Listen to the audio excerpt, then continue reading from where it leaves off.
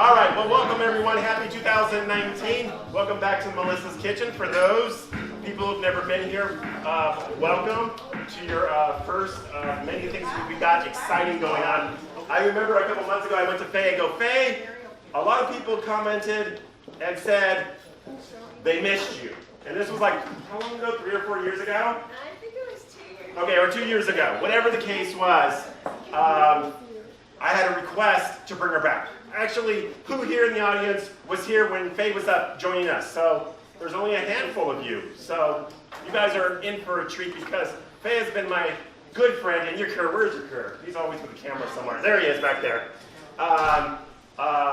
And just the collection of knowledge that she knows. But before we get into our presentation later today, we're going to go ahead and Faye introduce the menu. The menu today was put together by our chef team. And we'll start there, and then we'll go into the signing, and then the formal presentation will stay on track at about 12 noon. So Faye, go ahead, take it away. The floor is yours. Tell them what we're having. So, in the Middle East, the vegetable dips are often the first course, and they're made with either yogurt, tahini, or enriched with olive oil. So we have one example of each. So this dip is spinach and yellow squash and roasted red peppers, flavored with garlic and turmeric, and enriched with yogurt. And then here we have sort of cauliflower baba ganoush. You can't really say it's baba ganoush because people get upset because it's supposed to be eggplant. But we use roasted cauliflower instead of eggplant and basically made it the same way. Blended the roasted florets with tahini sauce and then drizzled it with olive oil and sprinkled Italian parsley. And our third dip is tomato and roasted pepper dip. It's sort of like piperade, the French sauce, but it has jalapeno and garlic. And then here we have Middle Eastern diced salad, which is, the basic is tomato, cucumber, onion, and parsley, but we also added chopped lettuce because it's practical at home to always add chopped greens if you want a big salad, because until you dice all those cucumbers and tomatoes, it takes a long time. And we sprinkled olives and roasted pine nuts. You can also use walnuts. And we have feta cheese for sprinkling too, but we left it without the feta, so it would be vegan. Then for the main course, we have majadra, which is lentils and rice. And usually it's topped with sauteed onions or deep fried onions. But we did something special and we added exotic mushrooms. So we have fresh shiitakes and fresh chanterelle. And our second main course is a Persian dish, chicken pheasantjoon, or pheasantjon. Everybody disagrees on how to pronounce it, but it's with walnuts and pomegranates flavored with saffron and sauteed onions.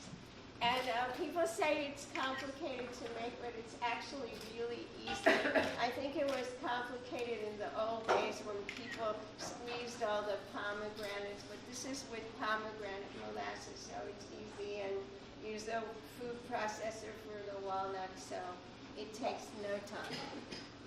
And then here we have cupcakes made, well, the cake recipe is citrus and honey yogurt cake, and we made it into cupcakes, and it's glazed with orange syrup. So that's it. I hope you enjoy it. Thank you. Great, thank you, Faye. So who enjoyed that tasting today? I think everybody did, Faye, especially me. Well, welcome everyone to our first event here with Faye and your Kerr. I've known Faye and your Kerr, geez, how many, like almost 20 years, pretty much my whole food career. Faye and Kur's been in the food industry much longer than that, and I'm sure Faye will go into a little bit of history, but I wanted to share a little bit of a bio that I got from Faye to share with you guys. Faye and Levy, they don't need an introduction. You guys have been friends with them. I've been friends with them for a long time. And her many published books over the last 30-some years. How long have you been doing books now? 30-some years? 40 years? Let's see, my first was in 82. 82? Okay, a couple more years than that. And with what, 23? Yeah. 23 books. Maybe potentially another one in the making there. Faye started her culinary career in the Middle East, working 2 years for Ruth Serkis, who became the best-known cookbook author in Israel, if you didn't know. After spending 5 years studying and working at Levy Cooking School in Paris, Faye wrote a column, The Basics, Complete Techniques, for Bon Appetit magazine from 1982 to 1988. She wrote an article on Middle Eastern and Mediterranean cooking for the major newspapers around the U.S., and for Gourmet Magazine and Vegetarian Time. The list goes on and on. I can't list them all there. Their latest article, obviously, in the Jerusalem Post, also writes for Orange County Register, the LA Times, Press Syndicate, all that stuff. And this book, where many of the recipes came from, Feast from the Middle East, I know a handful of you got that today. That was one of her latest books back in 2003, was published in 2003. And of course, her recipes, because she's an open book all the time, is found on their Facebook, Food by Faye. No introduction, Faye and your Kur. Thank you. All right.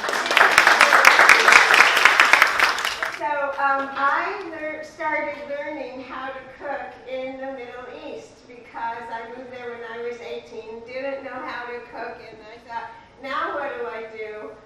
We need to eat, so I better, or we better figure out how. And it's really hard to imagine, but there weren't recipes.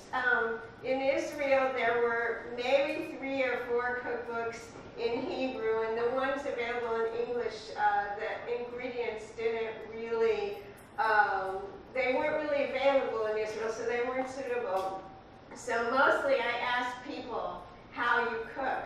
Because of course there was no internet, no Facebook, none of that. So now we're overwhelmed with recipes. But then I was saving every box, back of every box, just like people used to do here during, I don't know, maybe your grandmother's time in the US, when you save the backs of boxes. And I asked my neighbors and my friends, and what was interesting was that everyone seemed to be from somewhere else, because Israel was a land of immigrants. So I had a neighbor from Morocco, and another one from Tunisia, another one from Iraq, and my extended family, Akir's family, was from Yemen. They were born in Yemen, and so all their food was so different from what I grew up with it as an Ashkenazi Jew in Washington, D.C., so I knew American Jewish cooking, basically. There was this one lady who gave recipes on the radio, was recipe of the week. So once a week she gave a recipe, and I was working in an office in the university, so everything stopped because I had to write down the recipe. And my boss sort of tolerated it, though wasn't thrilled. But she agreed because I shared it with everybody else.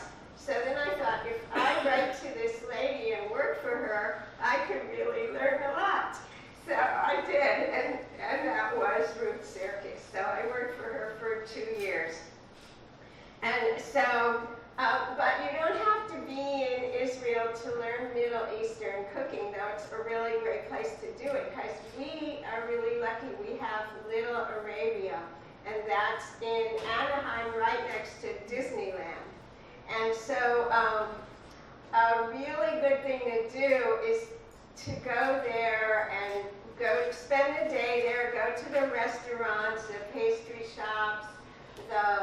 They have really good markets, and especially during Ramadan, which which is that's a month of, it's called a month of fasting, but it's really, there's a lot of food involved. And there are restaurants that have these wonderful buffets, especially for Ramadan, at reasonable prices. And we sort of make a custom or a pilgrimage to go there every year. And we've been together with Barbara Hansen and Lisa Deutsch. We all went and had a feast there at several of the restaurants. And later, if you like, I will share some of the names of those restaurants with you. But that's a really good way to learn Middle Eastern cooking, because you can, first of all, you can get ideas of new dishes, but also if there are some that you're not sure what they should be like, even if a recipe is really well written, sometimes it's fun to have it made the classic way to see what you're shooting for. So that's a good thing to do. But the pantry's always different. We're actually lucky that we get some fun ingredients from Melissa's too, especially those chickpeas that I mentioned. Okay. I got the message. I'll give you some more. You must be running low.